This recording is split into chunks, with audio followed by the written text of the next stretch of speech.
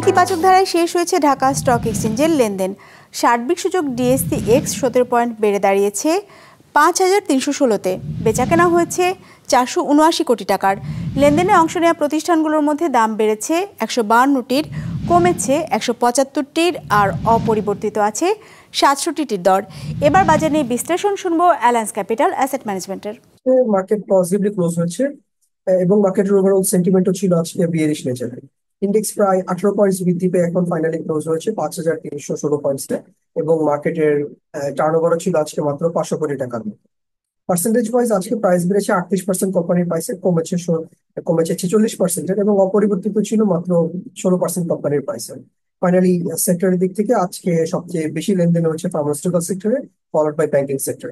তবে ইন্টারেস্টিংলি আজকে almost insurance সেক্টরে প্রায় সবগুলো কোম্পানির প্রাইস বৃদ্ধি পেতে দেখা গিয়েছে।